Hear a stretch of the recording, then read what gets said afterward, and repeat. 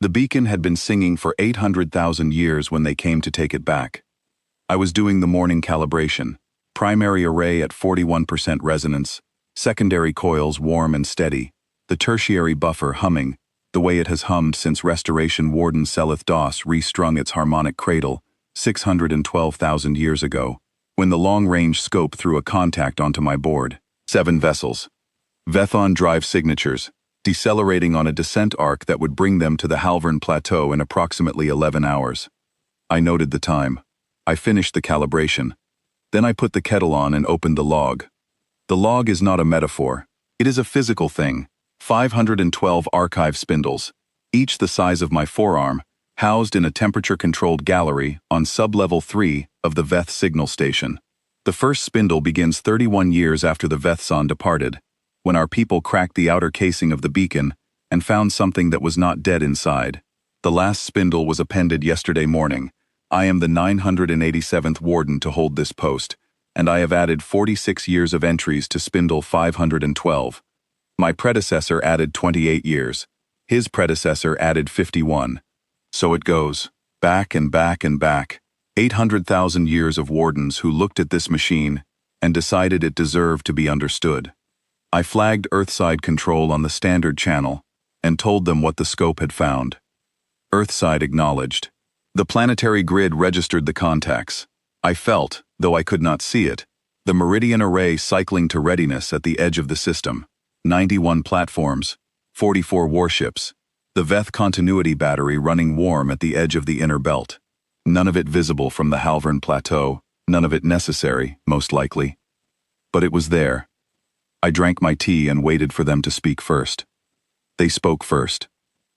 The transmission came in on the Vethion Standard Asset Recovery Channel, a frequency I recognized because it is documented in Log Spindle 1, Entry 7, the year our people first powered the beacon at 6% output and heard its own broadcast frequencies bleeding back through the array. That entry is 43 words long. It was written by a woman named Tor Sene, the first warden, who had never heard a Vethon transmission before, and who wrote, "The machine speaks. We do not know what it says. We will learn." They identified themselves as the Vethon Reclamation Syndicate, Beacon Recovery Unit 7. They stated that the signal beacon designated Halvern Plateau Unit 1 was Vethon property under the Vethon Asset Continuity Compact, filed at the Galactic Compact Registry 803,000 years prior. They stated that they were arriving to assess and recover the asset. They asked us to please not interfere with their approach. I let the transmission sit for a moment. "Halvern Station to Vethon Beacon Recovery Unit 7, I said. "This is Restoration Warden Cale Vorn. You are welcome to approach. I ask that your lead vessel dock at Halvern Bay and send a representative to the station.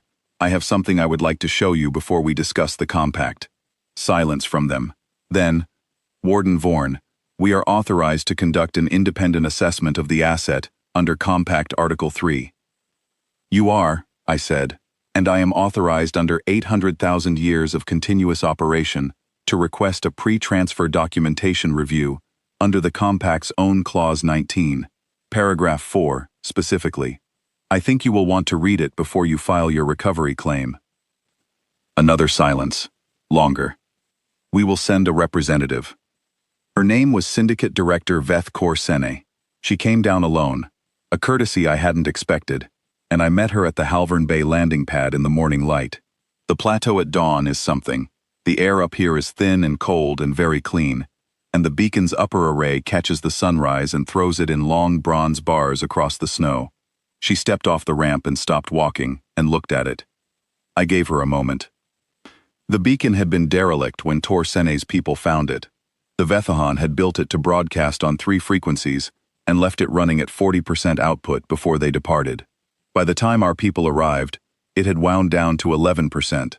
7 of its 32 harmonic emitters were dark. 2 of its primary coils had cracked. The tertiary buffer, the humming one, the one I calibrated this morning, had lost its resonance cradle entirely.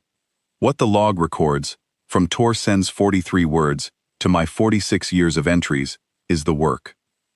Not the glory of it, the work, the stripping and reassembly, the decades spent learning what a harmonic emitter was made of before we could replace one, The century spent building tools that could touch the primary coils without cracking them further.